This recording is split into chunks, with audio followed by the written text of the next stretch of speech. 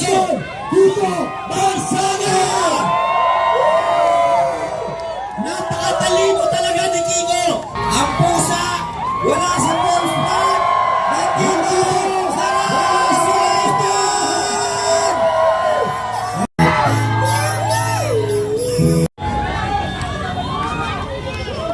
Okay, mamaya mapapakinggan niyo si Congressman Kiko. Magpapahinga lang sandali, ha? Okay. Dami natin ngayon. Ay, lapit kayo ng konti kasi hindi ako pala sigaw eh. So, gusto ko lang magkwento. Ito lang kakatapos lang. Ay, pero every time may bumubusina, nang sumasang-ayon sila sa atin. Kaya pag may dumadaan na bumubusina, sisigaw rin tayo.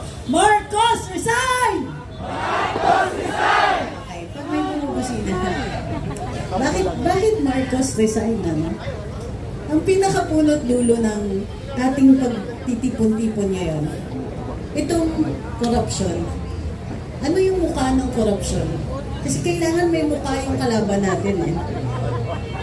Nitong nakaraan na earthquake sa Cebu, di ba, tayo'y tumulong, nagpadala tayo ng mga tulong.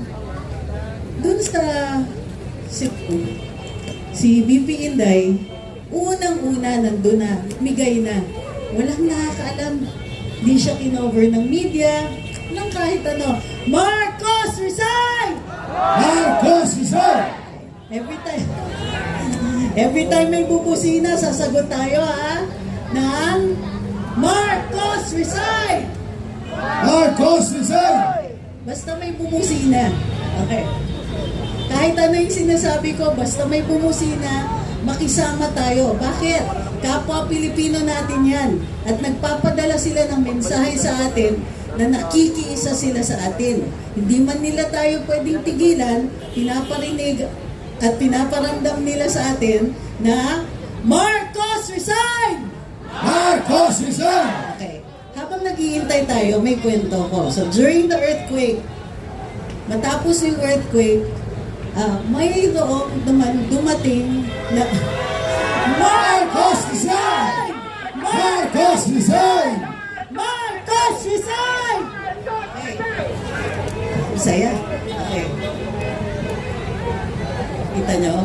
Yan ang mga kababayan natin. Maraming naniniwala. Marcos, resign! Okay. Ang galing. Okay. Marcos, resign! Marcos, resign! Marcos, resign! Marcos, resign! Okay. Bigyan niyo akong 5 minutes. Okay, game. So, during the earthquake, may mga dumating din naman na ayuda galing sa gobyerno. May relief goods, yan, may bigas. 20 pesos nga lang. Pero dumating, may nagutom na isa doon sa mga rescue and relief workers kasi dumating na yung mga truck ng relief goods. Lumapit yung isa, sabi yung isa sa mga doktor natin, gutom na buong araw tumutulong sa ating mga mamamayan dito. So, tumutulong na. Alam mo sinabi sa kanila, Marcos, resign!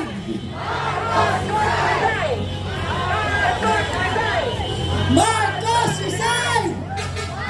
Marcos, resign! Marcos, resign! Diba? Alam niyo kung bakit ginagawa ko yan? Para alam nila nakikiisa din tayo. Para nararamdaman ng mga tao na hindi man natin sila kasama dito, tuloy-tuloy yung ating pakikibaka, tuloy-tuloy ang Marcos, resign!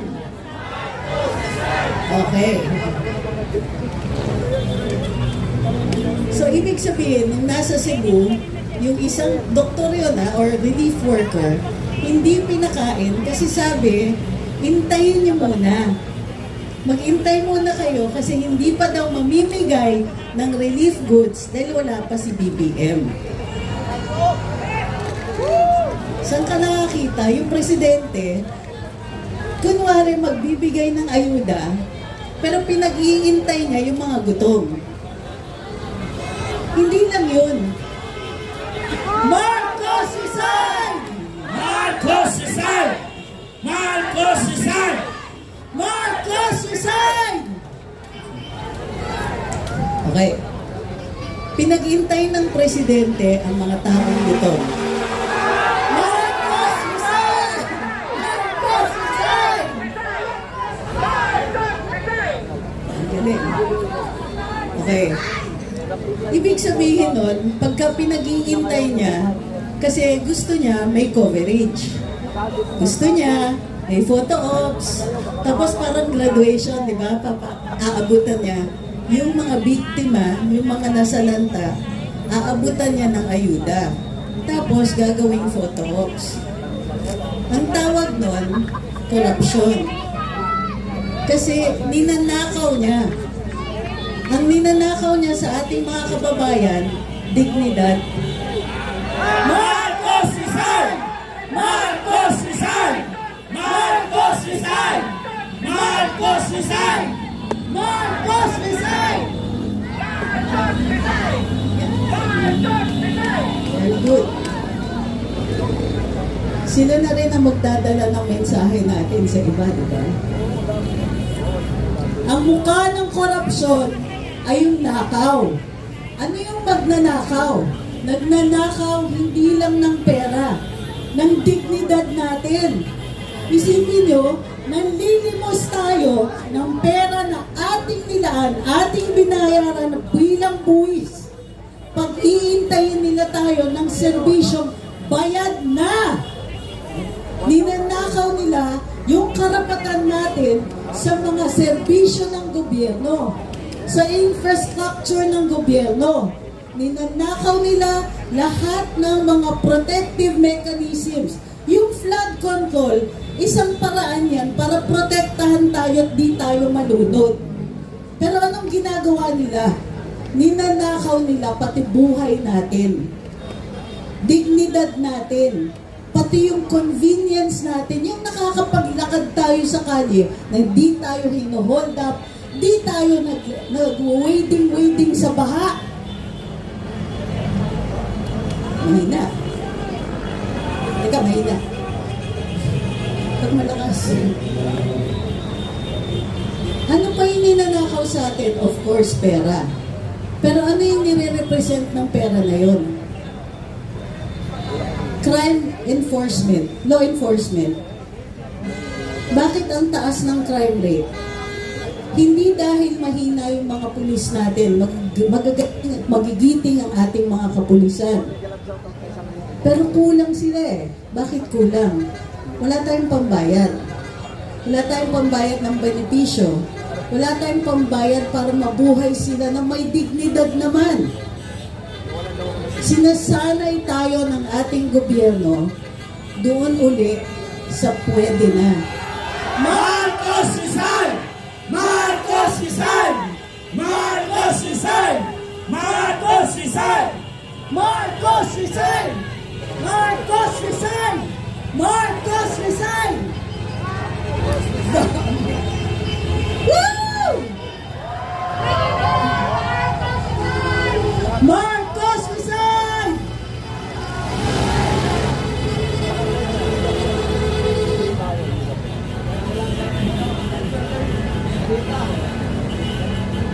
Kumusta ang kontrata?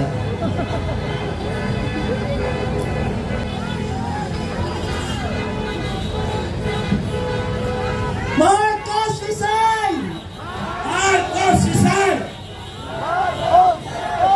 Marcos resign!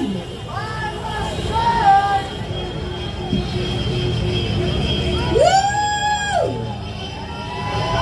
Mabuhay ang mga Pilipino! Oy!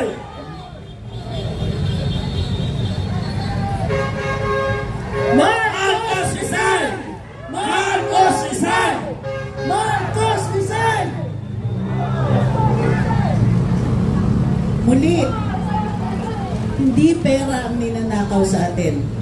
Serbisyo, infrastructure, kasama dyan ang flood control. law enforcement, depensa sa ating sariling bayan, pati dignidad natin.